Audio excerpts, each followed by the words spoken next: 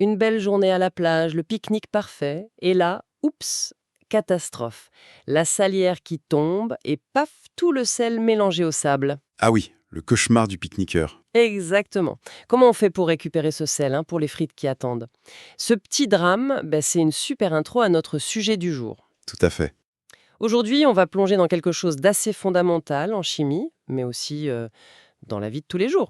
Les méthodes pour séparer les composants d'un mélange. Des techniques physiques surtout. Oui, des méthodes physiques, une compétence clé, que ce soit en labo ou pour sauver les frites. Et pour explorer ça, on s'est appuyé sur un module didactique, un document de physique qui détaille bien ces procédés. Oui, c'est une bonne base. Et l'idée, c'est pas juste de faire une liste, c'est de comprendre vraiment comment ça marche derrière. Les principes physiques, chimiques. Et pourquoi on choisit telle méthode plutôt qu'une autre, c'est ça qui est intéressant. Voilà.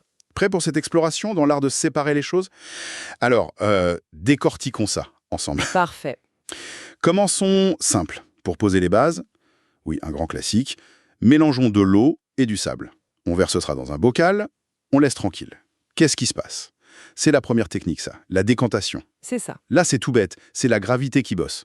Les grains de sable, ils sont plus denses que l'eau. Plus lourd pour un même volume. Exactement. Donc, si on attend un peu, tranquillement, les grains de sable vont tomber au fond, ils se déposent, Mhm. et l'eau, qui est moins dense, plus légère, elle reste au-dessus. Ça forme deux couches bien nettes. C'est la décantation solide-liquide. Ça marche parce que le sable ne se dissout pas et qu'il y a une différence de densité. Logique. Mais ça marche que pour un solide et un liquide. Si on prend deux liquides qui se mélangent pas du tout, genre l'huile et l'eau, le truc classique. Ah ben oui, tout à fait. La décantation, ça fonctionne aussi très bien pour les liquides qu'on appelle non miscibles. Ceux qui font des couches séparées, quoi. Comme l'huile et le vinaigre dans la vinaigrette? Voilà. L'huile, par exemple, elle est moins dense que l'eau, c'est pour ça qu'elle flotte toujours. On voit ça tout le temps en faisant la vaisselle. Ah oui, c'est vrai. Et en laboratoire, pour séparer ça proprement, on a un outil assez malin, l'ampoule à décanter. Ah, l'ampoule à décanter. J'en ai des souvenirs. Oui. C'est une sorte de poire en verre avec un petit robinet en bas. On met le mélange dedans, on laisse bien les couches se faire. Faut être patient. Un peu, oui. Puis on ouvre doucement le robinet, la couche du dessous, l'eau en général, elle s'écoule dans un premier bécher.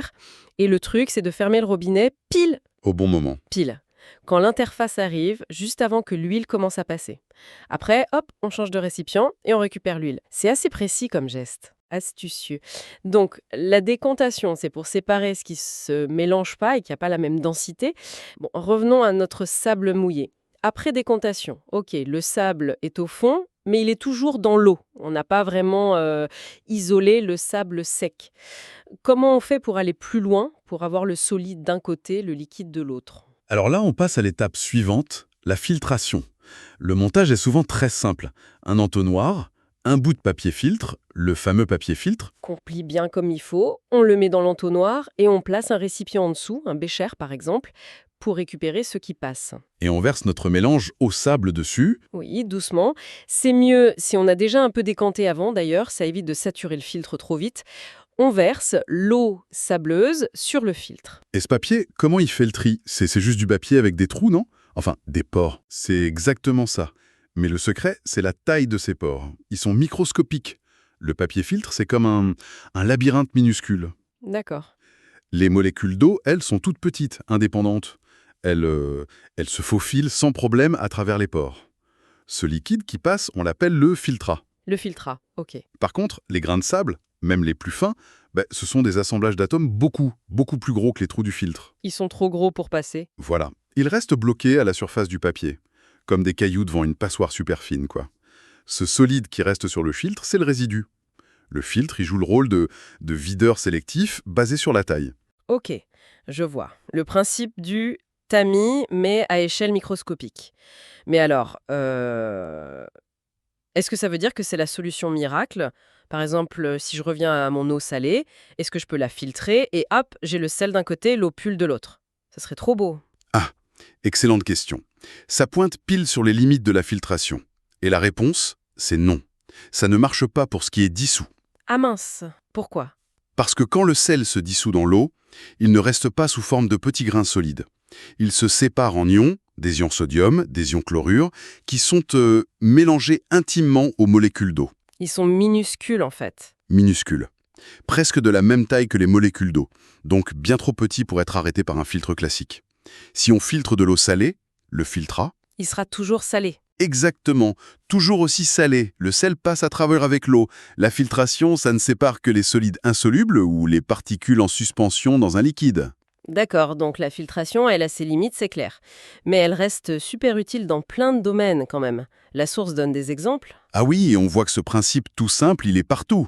Pense au filtre d'une cigarette qui essaye de piéger les goudrons. Ou le filtre à air de la voiture. Exactement, pour protéger le moteur des poussières. La hotte de cuisine avec son filtre qui retient les graisses. Le presse-agrumes même.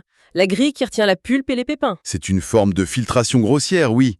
Et le filtre du lave-vaisselle, super important pour pas boucher les tuyaux avec les restes de repas. Ce principe, il est décliné partout. La source parle d'un exercice où on filtre de l'eau boueuse.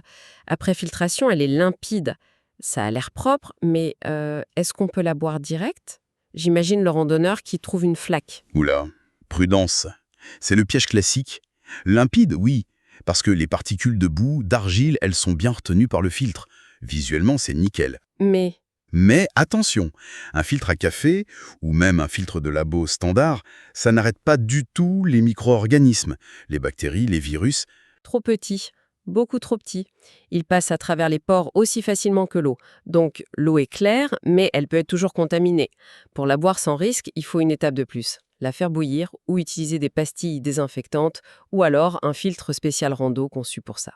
Message reçu. Limpide, ça veut pas dire potable. Très important. Bon alors, revenons à notre sel et notre sable.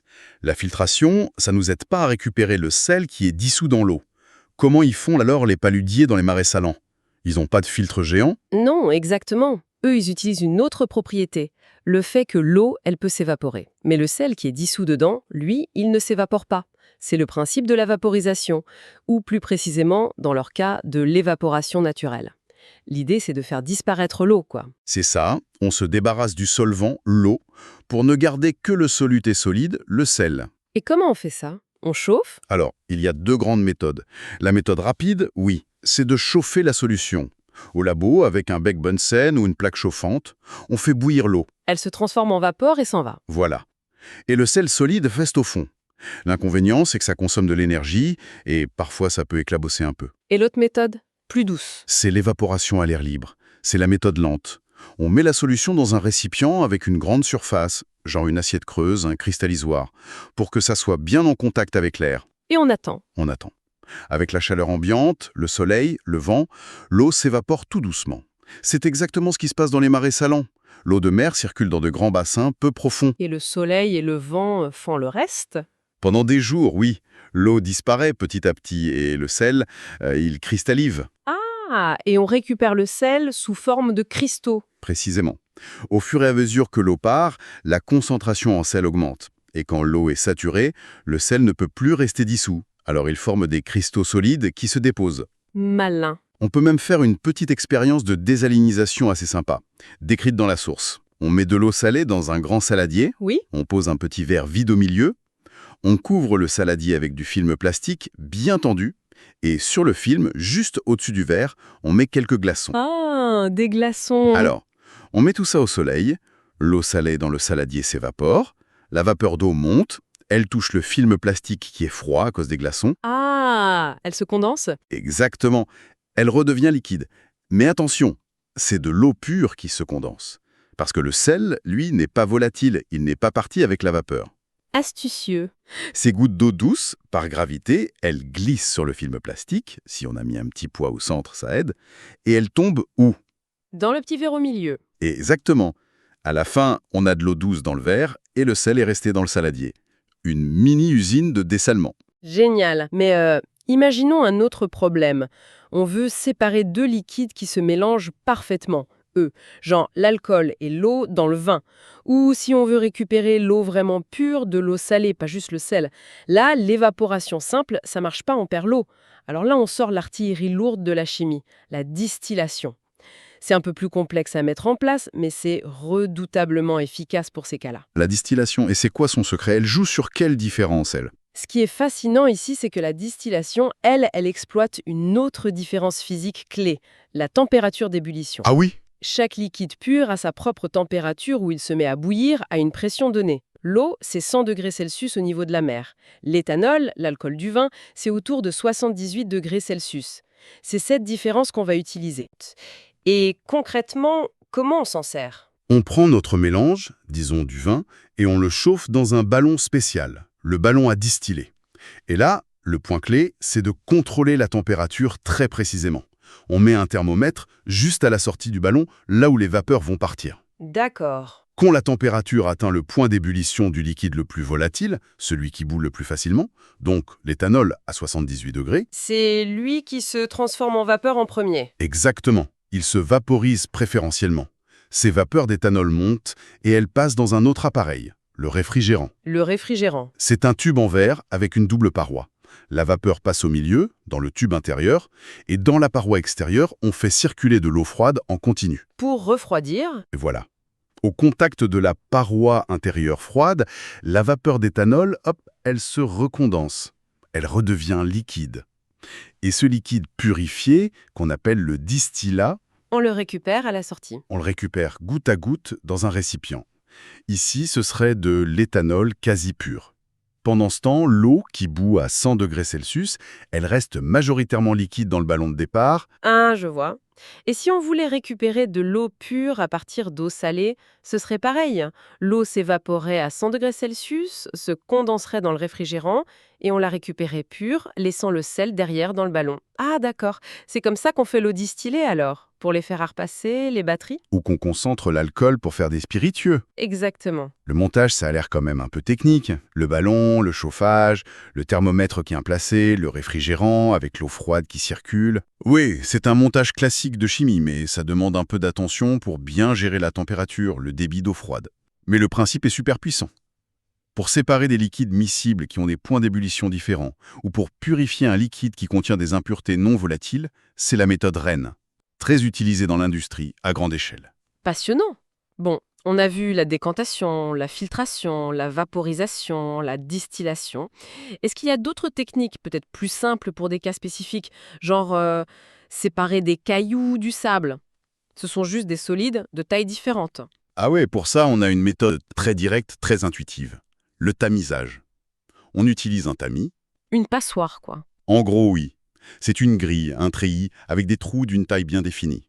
On verse le mélange de solides dessus, on secoue un peu. Et les petits passent, les gros restent. Voilà. Les particules plus petites que l'émail du tamis passent à travers. Les plus grosses sont retenues. On peut même utiliser plusieurs tamis l'un sur l'autre, avec des mailles de plus en plus fines. Ça permet de trier un mélange en différentes tailles de grains, ce qu'on appelle la granulométrie. Très utilisé dans le bâtiment, j'imagine, pour trier le sable, les graviers? Exactement. Et en cuisine aussi, comme tu disais. Tamiser la farine, égoutter les pâtes. C'est du tamisage. Ça me fait penser aux chercheurs d'or dans les westerns avec leurs bâtés. Ah, excellente analogie. Ils utilisaient une combinaison de tamisage grossier et de décantation, en faisant tourner l'eau pour séparer les pépites d'or, qui sont plus denses et souvent plus grosses, du sable et des sédiments plus légers. Malin, bien vu? Et une dernière situation, imaginons un mélange de limaille de fer avec du sable ou du sel. Il y a un truc facile pour ça? Ah oui, là on peut utiliser une autre propriété physique très spécifique, le magnétisme. Si un des composants est attiré par les aimants, Comme le fer. le fer, oui, mais aussi le nickel, le cobalt et certains de leurs minerais comme la magnétite, mais il suffit d'approcher un aimant du mélange. Et hop, et hop.